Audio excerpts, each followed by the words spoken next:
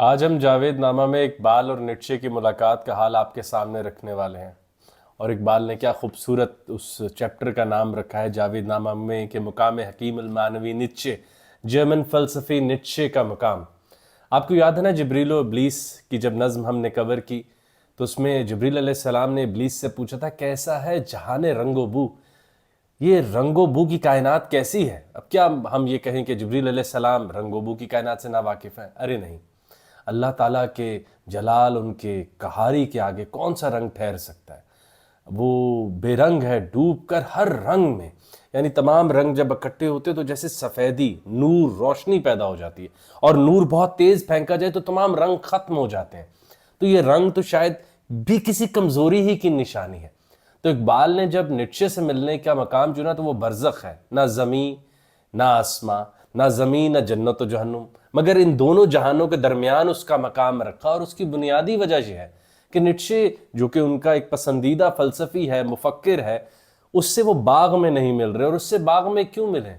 Nietzsche باغ میں آ کر سے سکتا ہے، وہ تو آگ ہے، وہ تو الاؤ ہے، وہ تو پرانے بوسیدہ خیالات کو پکا سکتا ہے، اس کے ہاتھ میں ہتھوڑا ہے، وہ تو غلط بلڈنگز گرا سکتا ہے۔ اس سے باغ میں مل کے یا کسی حسین مقام پر مل کے کیا کرنا؟ تو اقبال نے برزخ چنا۔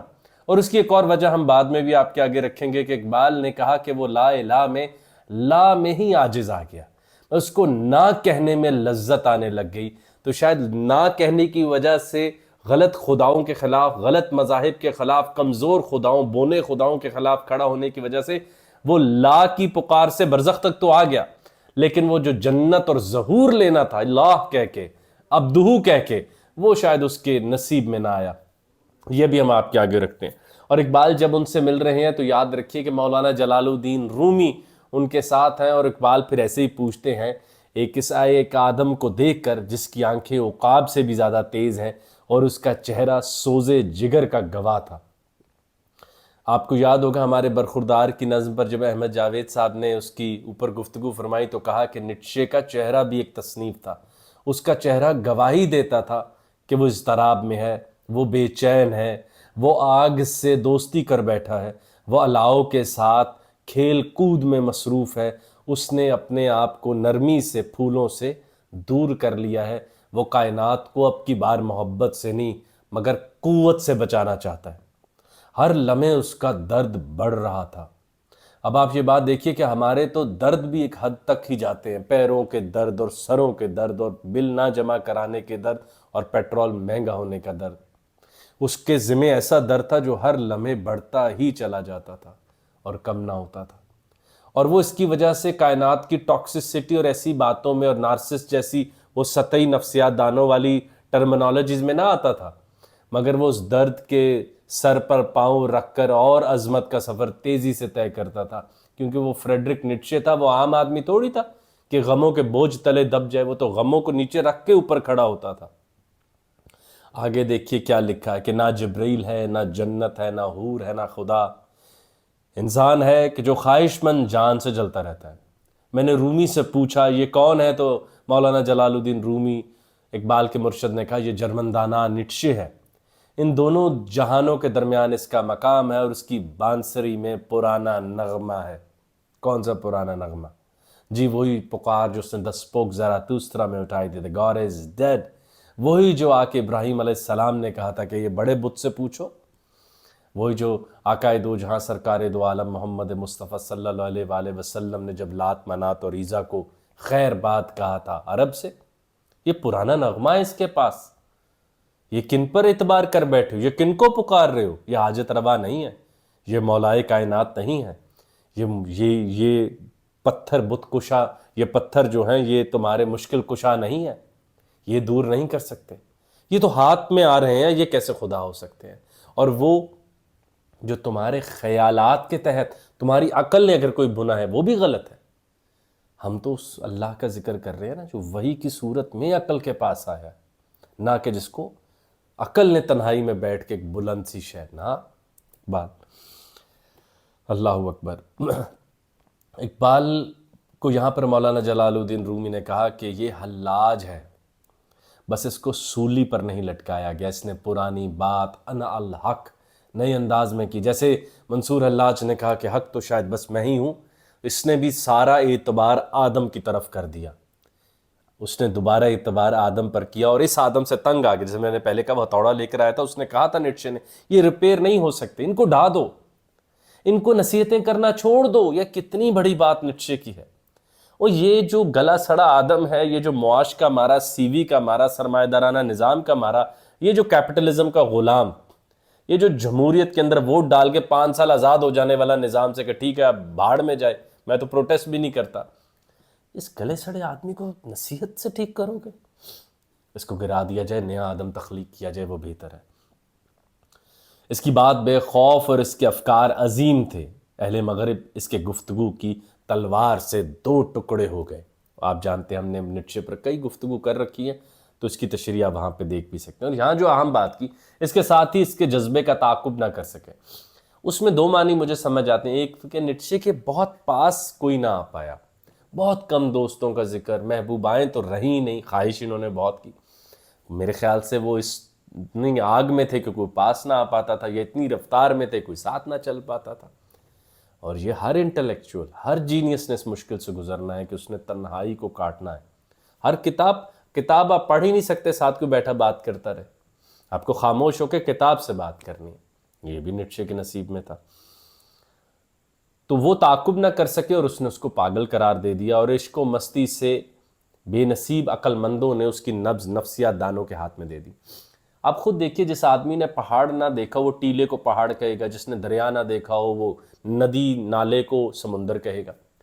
جس نے مجذوبیت یا مجنون یا ایک بے خودی کا مقام، یا ایسا مقام جہاں آپ جھوم اٹھیں، جہاں آپ عقل سے تھوڑے آگے آ جائیں، گزر جا عقل سے آگے کہ یہ نور کے مقام پر آ جائیں. تو اور وہ ایک آدمی آپ کو یہی سمجھاتا رہے نہیں، عقل کے ماتحت رہو، برٹن رسل کو پڑھو، یہ بہت عقل مند آدمی، اسٹیفن ہاکنگ بڑے دانا ہے. ہم کب کہتے ہیں دانا نہیں ہے؟ عقل سے دانائی پیدا ہوتی ہے، انہوں نے انتہائیں دکھائی ہیں ہمیں. ہم یہ کہہ رہے ہیں کہ عقل کے بغیر بھی تو کوئی دیس ہوگا، اور فیکلٹیز بھی تو ذہن میں ہوگی. مجنون بھی تو ہونا انسان کا حال ہے، یا وہ کسی اور کا ہے. وہ جب ایک ڈانسر حد سے زیادہ ناچ میں مشغول ہو جاتا ہے، آپ کو لگتا ہے وہ ذہن کے سے یاد رکھتا ہے کون سا سٹیپ کرنا ہے. وہ جو فلو ہے، وہ جو جاپانی ہوتے ہیں.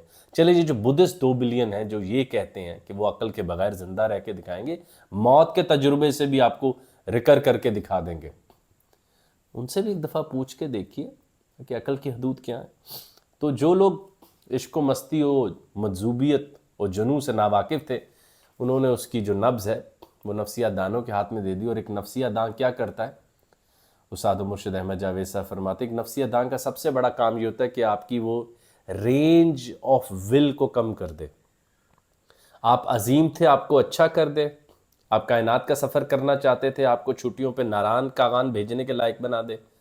آپ کتابیں پڑھنا چاہتے تھے، وہ آپ کو اسکول کی کتابیں پڑھنے، نارمل آرڈنری میڈیوکر لائف آپ کے سپرد کر دے، جس میں آپ کے اوپر کوئی بڑے پن، آپ میں کوئی بپھر جانے کا خوف ہی نہ ہو. آپ کے ایسا دریا بنا دے جس میں مد و جزر نہ آتے ہو، جس میں بلند لہریں نہ اٹھتی، اس کو یہ بہتر سمجھتے ہیں. اور آپ کہتے ہیں ہم ان کی تعریف کریں. مطلب آپ دیکھیں کہ کون سے نفسیات داں ہیں جو عام آدمی کو عظیم بنانے کے لیے مشغول رہتے ہیں. ہلکا سا جو آگے بڑھے گا، جس کے اوپر خیالات آئیں گے، اس کو بھی کہیں گے بھائی پیچھے ہٹو، سبزی خریدو، جوتا اور جراب کو میچ کرنا سیکھو، عام آدمی بنو، سماج کے اصولوں کے ماتحت رہو. نیٹشے کہاں ٹھہرتا تھا؟ ان کے پاس مکر و فریب کے سوا کیا ہے؟ افسوس اس مجذوب پہ جو یورپ میں پیدا ہوا. تو یہاں اقبال نے پھر ابن سینا کو بھی کہا نا، ابن سینا جو طبیب ہے، اس نے بیازوں سے دل لگا لیا. مطلب اس نے وہی جو بکس تھیں، خیالات تھے، ان کے سپرد کیا، اور حال کے سپرد نہ ہوا کہ یار یہ جو اس حال میں ایک دفعہ اس پر بھی تو تعریف کر لی جائے. یہ حلاج اپنے شہر میں اجنبی تھا، اور ملا اور پادری سے بچ گیا، اور طبیبوں نے، نفسیات دانوں نے اسے مار دیا. یہاں علامہ اقبال نیٹشے کو منصور حلاج سے جوڑ رہے ہیں، جنہوں نے انا الحق کہا، اور اس زمانے کی جو ریلیجس اسٹیبلشمنٹ تھی، جو مولوی تھے، انہوں نے ان کو مار ڈالا. وہ کہہ رہے ہیں یہ حلاج جو جرمن تھا، یورپ کا حلاج تھا، یہ ان سے تو بچ گیا، اس نے چرچ کو تو بخوبی گرا دیا، مگر نفسیات دانوں نے اسے نئے انداز میں قید کر دیا. آپ جب میٹرکس کی بالکل یہ آخری دیکھیں گے نا، ریزریکشن والی، میٹرکس ریزریکشن، یس بالکل میں ٹھیک کہہ رہا ہوں، تو اس میں دکھایا گیا کہ نیو کو اس دفعہ اس کو کہا گیا کہ تم عام آدمی بنو، سپرمین مت بنو، دون مت بنو، یہ دوائی کھاؤ یہ خیالات کم ہو جائیں گے، تم پھر آرام سے دفتر جا سکو گے، تمہیں شاعری کا خیال نہیں آئے گا۔ تو یہ بات میٹرکس مووی کی جو بالکل آخری قسط آئی ہے اس میں یہ بات کی گئی ہے کہ اس دفعہ جو ایجنٹ ہے، جو گمراہ کرنے والا ہے، وہ نفسیات داں ہے، جو تمہارے کسی بھی غیر معمولی تجربے کو واپس سے تمہاری زندگی سے نکال کے تمہیں عام آدمی بنانا چاہتا ہے کہ تمہارے ذہن میں کوئی خواب اور کوئی وجدان نہ آئے۔ اب یہاں دیکھیں وہ کتنی بڑی بات کہہ رہے ہیں کہ یورپ میں کوئی معرفت والا آدمی نہیں تھا۔ یورپ میں اس زمانے میں بھی تمام عقلی تحریکیں تھیں، کوئی گوئٹے ہوتا تو اس کا ہاتھ تھامتا، کوئی بڑا ہنری ڈیوڈ میں وہ تو بات کے لوگ ہیں، لیکن گوئٹے ہوتا تو اس کا ہاتھ تھامتا، اس کو بتاتا، اس کو سنبھالتا، اس کی مجذوبیت کو بھی ٹریک دیتا، لیکن یورپ میں کوئی ایسا آدمی نہیں تھا۔ اب سب دیکھیے یہ جاوید نامہ کی گفتگو، یہ ان لوگوں کے لیے بھی پیغام ہے جو کہتے ہیں اقبال کے پاس کوئی اپنا منظر نہیں ہے۔ میں انہیں کہتا ہوتا ہوں جاوید نامہ بس ہاتھ میں تھام کے فیصلہ کریں، پڑھ تو آپ سکتے نہیں، پڑھے ہوتے تو یہ کہا نہ ہوتا۔ تو اتنے تو آپ نے فلسفی کبرڈ میں کتابوں میں لگے نہیں دیکھے ہوں گے جتنوں کا ذکر اس کتاب میں ہے۔ اسی میں وہ مریخ پر گئے ہیں، وہاں کے معاش پر بات کی ہیں، اور ایک شاعر کے مطابق جو تخیل مریخ کا ہو سکتا ہے وہ سامنے رکھا ہے۔ خیر، پھر اقبال یہ کہہ رہے ہیں کہ مسافر پر کسی نے رستہ ظاہر نہ کیا، جیسے میں نے آپ کو کہا کہ اس کی مجذوبیت کو ٹریک نہ دیا۔ ایک عاشق اپنی آہ میں کھو گیا، ایک راستہ چلنے والا اپنی راہ میں کھو گیا۔ ہم کبھی اپنی آہ میں نہیں کھوتے، ہم اتنے خطرناک، اتنے ڈراؤنے لوگ ہیں کہ ہم اپنی بولی ہوئی آہ کو بھی اپنے سے جدا کر دیتے ہیں، ہمارا غم بھی 2.5-3 منٹوں بعد کم ہو جاتا ہے۔ آہ تو ایسی ہو کہ ببل ہمارے گرد بن جائے اور ہم اس سے آزاد نہ ہو پائیں جو اس کے پاس تھا۔ اس کی مستی نے ہر شیشے کو توڑ دیا، خدا سے جدا ہوا اور خود سے بھی تعلق توڑ لیا۔ آخری ایام کی بات ہو رہی ہے جب وہ شاید خود کو بھی نہ پہچان پا رہا تھا۔ سب سے اہم بات، اس نے چاہا کہ قاہری کا دلبری سے ملنا۔ ہم سب جب محبت کرتے ہیں تو قوت سے کرتے ہیں، بھائی نیٹشے نے قوت سے محبت کی ہے اور زوراور طریقے سے کی ہے، اور اس نے چاہا کہ قاہری کو دلبری سے مل جانا چاہیے۔ یہ کیا خواہش کر دی اس نے چاہا کہ مٹی اور پانی سے باہر آ جائے۔ آپ کو یاد ہے فارسی کی پیام مشرق کی نظم جو ہم کور کر چکے ہیں، اس میں وہ انسان کے اجزاء سے تنگ تھا کہ پانی اور مٹی کا بنا کیوں ابھی تک اپنے پاؤں رگڑ رگڑ کے زندگی جی رہا ہے، کیوں سماج کے بنائے ہوئے قوانین کے اندر زندگی کو بسر کر رہا ہے۔ تو اس نے چاہا کہ اس مٹی سے اب نیا پھل نکلے، نیا آدم نکلے، اوبرمانش نکلے۔ اور یہ جو عظمتوں کے رستوں میں بیٹھ گئے ہیں، جنہوں نے اخلاق ایجاد کر لیا ہے تاکہ ان کو قوت سے بازو چھڑانی پڑ جائے، اس نے طاقتوروں کے دانت نکالی ہیں کیونکہ کمزوروں کے پاس نہیں ہے، اور اس کو اخلاق کا نام دیا۔ جو کچھ اس نے ڈھونڈا وہ مقام کبریا ہے، یہ مقام عقل و دانش سے ماورا ہے۔ زندگی خودی کے اشعاروں کی تشریح ہے، لا اور الہ خودی کے مقامات سے ہیں، وہ لا میں ہی عاجز آ گیا اور الہ تک نہ پہنچا، مقام عبدہو سے بیگانہ مر گیا۔ اب آپ یہاں پر دیکھیے جو سب سے پیاری بات نیٹشے کے بارے میں اقبال نے کی کہ اس نے کہا گاڈ از ڈیڈ، لا الہ، دیر از نو گاڈ۔ اور اس عاجزی کی وجہ سے وہ برزخ تک آ گیا، آگے نہ جا پائے جہاں اس نے کہا تھا الا اللہ، نہیں کوئی معبود ہاں سوائے اللہ کے۔ اور وہ اللہ جو ٹرانسڈنٹل ہے، بلند ہے، آل پاورفل ہے، قہار و جبار ہے، جو ذوالفقار کا بھی حکم دیتا ہے لیکن اس پر خون نہ لگے بہتر ہے، معاف کر دینا بہتر ہے۔ مقام عبدہو سے بیگانہ مر گیا، اور نیٹشے اوبر مانچ کے سفر میں اس تیزی سے گزرا کہ وہ جان ہی نہ پایا کہ شاید عبد ہو جانا، بندہ ہو جانا، مقام بندگی دے کر نالو شان خداوندی کا مقام بہت ہی افضل ہے۔ اور پھر اقبال سمجھتے ہیں کہ وہ تجلی کا حامل تھا مگر تجلیات سے دور رہا، جیسے درخت اپنے پھل سے بیگانہ رہ جاتا ہے، یا درخت اپنے پھل کو جان نہیں پاتا، چکھ نہیں پاتا، اور درخت اور پھل میں بھی ایک فاصلہ آ جاتا ہے۔ بہت پیاری بات، شاید وہ ان تجلیات کا حامل تھا لیکن وہ جان ہی نہ پایا، وہ بہت دور تھیں۔ تو یہ بہت بڑی بات اقبال نے نیٹشے کے متعلق کی کہ اس کے پاس کئی ثمرات تھے لیکن وہ بہت دور تھا اس درخت کی طرح جو اپنے پھلوں سے، اور جتنا بڑا درخت ہوتا ہے اس کی شاخیں اتنی بلند، اتنی پھل اس سے دور۔ نیٹشے کا حال بھی انہوں نے کہا کچھ ایسا تھا۔ یہ بہت اہم بات ہے جو میں آپ سب کے آگے رکھنا چاہتا ہوں۔ اس کی آنکھ نے آدم کے دیدار کے سوا کچھ نہ چاہا۔ آپ دیکھیے کہ اس کے پورے ڈسکورس میں آدم کی بلندی، کسی ڈیوائن فورس، کسی فرشتوں کا، کسی ایکسٹرا ٹیرسٹیریل بینگ کا ذکر نہیں ملتا، کسی اور مخلوق کا ذکر نہیں ملتا، بس آدم اوبرمانش بہتری کی طرف جاتا ہوا۔ اب آپ دیکھیے کہ اقبال نے کہا کہ ارے یہ تو موسیٰ علیہ السلام کے مزاج کے لگتے ہیں، جو آدم بیزار تھے، انسان بیزار لگ رہے تھے اور واپس طور پر جاتے تھے، گو کہ آدم تو نیچے تھا، جن کے پاس وہ اپنے بھائی ہارون علیہ السلام کو چھوڑ جاتے تھے۔ تو اب دیکھیں اقبال کہنے ورنہ وہ انسانوں سے بیزار تھا، موسیٰ علیہ السلام کی طرح دیدار کا طالب تھا، اس کی آنکھ نے آدم کے دیدار کے سوا کچھ نہ چاہا تھا۔ مجھے آدم دیکھنا ہے جو چھوٹی چھوٹی مشکلات کے نیچے نہ دب جائے، جو اپنے آپ کو اخلاق کے ہاتھوں ہی نہ مارا جائے، وہ جو بہتری کے لیے نصیحتوں پر قناعت نہ کر لے، وہ جو سارا دن دکانوں پر بیٹھ کے یہ نہ سمجھے کہ وہ دین کی لیے بہت بڑا کام کر رہے ہیں، جن کے قلم اور دوات سیل پرچیز کی رسیدیں تو لکھیں، جن کے منہ سے انگریزیاں تو پھوٹتی ہوں مگر وہ ہیملیٹ اور اورول اور یفگانی اور داستویسکی نہ پڑھتے ہیں، یہ سب ان کے نام وہ کہہ رہے ہیں۔ وہ ان سے بیزار تھا، وہ جو دکانوں پر بیٹھے ہوتے ہیں سارا دن، جن کے بازوؤں کی قوت شٹر اوپر نیچے کے لیے استعمال ہوتی ہے، جن کی ذہن کی قوت استعمال ہوتی ہے کھاتے لکھنے کے لیے، کوئی بڑا کام نہ لکھیں جس سے شاید امت باہر آ جائے، یا وہ لوگ جن کے اخلاق دکانداروں کے اخلاق جو احمد جاوید صاحب فرماتے ہیں، ایسی مٹھاس جو صرف ایک، نعوذ باللہ میں کوئی تضحیق کے لیے نہیں کہہ رہا اور خداوند کریم مجھے بچائیں، لیکن جیسے وہ سیلز مین کے اخلاق کے طور پہ اخلاق استعمال کر رہے ہوتے ہیں۔ اور یہاں اقبال نے پھر نیٹشے کے بارے میں ایک رائے دی اور کہا کاش وہ شیخ احمد سرہندی سے واقف ہوتا جو اسے ایسا سرور دیتے جس میں کوئی زوال نہیں، اور وہ ہمیشہ اس سرور میں رہ پاتا۔ یعنی اقبال نے جو نیٹشے کی زندگی کی ایک کمی دیکھی، وہ شاید بہت اور بھی مغربی مفکرین بھی لکھ چکے ہیں، وہ ایک کامل استاد کا رہنا ہے۔ کبھی گوئٹے آئے، پھر ان کے فوسٹ میں بھی ببلیکل مناظر دیکھ کر نیٹشے بیزار ہو گئے۔ ویگنر آئے، پھر ویگنر سے بھی وہ تنگ آ گئے، اور کیا نہیں ویگنر کی تعریف میں لکھے۔ شوپن ہائر سے متاثر ہوئے، شاید وہ خود اتنے پیسمسٹ تھے کہ وہ مرشد استاد کامل بننے کے لائق نہیں تھے۔ شوپن ہائر کو تو خود ایک استاد کی ضرورت تھی، بلکہ اقبال نہیں، ہم کور کر چکے اپنے چینل پہ غم کیا ہے شوپن ہائر اور نیٹشے کا جو مکالمہ ہمیں پیام مشرق میں ملتا ہے۔ تو اس کے پاس ایک محبوبہ نہیں تھی، ایک اس کے پاس مرشد نہیں تھا، اور یہ دو کمیاں ایسی ہوتی ہیں جن کی نیم البدل کوئی کتاب نہیں بن سکتی، جن کا نیم البدل کوئی تجربہ نہیں بن سکتا، ایک اچھے استاد کا ہونا، ایک بڑے محبوب کا ہونا۔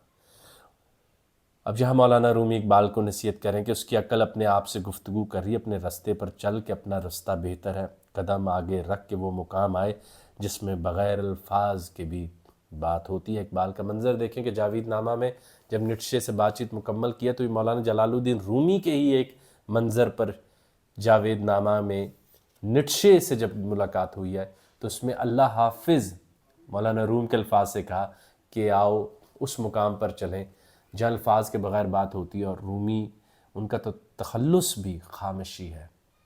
اور نیٹشے نے بہت لکھا، اور آپ کو یاد ہے میں نے ٹیورن ہارس ایونٹ کے بعد لکھا کہ نیٹشے نے بھی آخری 12 سال پھر خاموشی میں کاٹے، اور بہت کم گفتگو کی، مجذوبیت، بیماری، جو بھی آپ کہنا چاہیں۔ شاید یہ اس طرف اقبال نے ہنٹ دی ہے کہ وہ خاموشی ڈرانے والی پنٹر کی خاموشی ہے، آؤ میں تمہیں اس خاموشی میں لے جاؤں جو مولانا جلال الدین رومی کی خاموشی، یہ خاموشی جس میں محبوب کو دیکھ لیا ہے اور آپ شرماتے ہوئے چپ ہیں، اور ایک وہ خاموشی ہے کہ آپ زندہ میں یا قید خانے میں ہیں اور خاموش ہیں۔ جو بھی بات ہے، میری بڑی خواہش ہے کہ اقبال کے تمام کاموں میں سے سب سے زیادہ غور سے ہم جاوید نامہ کو پڑھیں، اور اس میں مختلف مفکرین اور فلسفیوں سے جب اقبال مل رہے ہیں تو ہم ان احوال کو چیرش کریں، ججمنٹل نہ ہو جائیں، ہر وقت چیزوں کو صحیح اور غلط کے پیرائے میں نہ دیکھیں بلکہ پست و بلند کے پیرائے میں دیکھیں۔ درست کہتے ہیں آپ کو اختلاف ہوگا، نیٹشے کا تصور عورت اور باتوں سے بہت اختلاف ہونا چاہیے، مگر آپ کبھی آرگومنٹ کی بلندی دیکھیے۔ یہ ہمیں عادت ہے چیزوں کو فاشزم میں ڈال دینے کی، کیا نازیز نے زمیں اس کے پڑ گیا، تو بھائی ہم تو طالبان کو غلط کہیں گے نا، ہم قرآن مجید کی فضیلت کے بارے میں تو واقف ہیں، تو طالبان کو قرآن مجید نہ بھی ہوتا تو وہ کسی اور کتاب سے یہ تمام ڈراؤنے مناظر پیدا کروا لیتے۔ تو آپ کتاب کو، کلام کو، لکھاری کو اس کی اوریجنالٹی میں دیکھتے ہیں۔ کوئی برا آدمی کتنی کو بڑی نیکی لے لے گا نیٹشے کے کلام سے، ایک آدمی اس نے دنیا پر سلطنت، یہ فاشزم، یہ باتیں ہنسی آتی ان باتوں کو سن کے، اس سے بڑا فاشزم اس وقت فلسطین میں ہو رہا ہے، وہ آپ کو نظر نہیں آ رہا، اس کے پیچھے کون سا نیٹشے کھڑا ہوا ہے، وہ جو قوت کا استعمال بری طاقتیں کر رہی ہیں اور اچھے لوگوں کے پاس قوت کی کوئی چیز نہیں، وہاں نیٹشے کی اچھائی نظر نہیں آتی۔ کہ وہ جنہوں نے انصاف قائم کرنا ہے ان کے ہاتھوں پہ میں تو قلم دوات پکڑا ہوا ہے اور دوسرا چھری کانٹے اور ڈیگر لے کر آیا ہوا ہے، وہاں نیٹشے کی گونج نہیں سنتی کہ طاقت کتنی یہاں میں نیک آدمی کے لیے، اچھے آدمی کے لیے، مورل فورس کے لیے، رائٹیس فورس کے لیے برائی سے زیادہ طاقتور ہونا لازم ہے۔ آپ ایسے کیوں نہ دیکھ پائے نیٹشے کو؟ تو بس جاوید نامہ میں آج ہم نے منظر آپ کے آگے رکھا جہاں پر اقبال نے نیٹشے کو متعارف کرایا اور اسے برزخ میں دیکھا، اور اس محفل میں ایک اور بھی شخصیت موجود تھے جو رومی تھے، اور یہی نیٹشے اور اقبال کا ایک بڑا فرق ہے۔ نیٹشے کے سر کے اوپر کوئی نہیں، اور پھر جب سر کے اوپر کوئی نہ ہو تو گھبراہٹ زیادہ رہتی ہے، اضطراب بڑھ جاتا ہے۔ اقبال کے پاس رومی تھے، دیوان شمس تھا، اور ڈھیر ساری محبت تھی جس کی وجہ سے وہ فاتح عالم ٹھہرے۔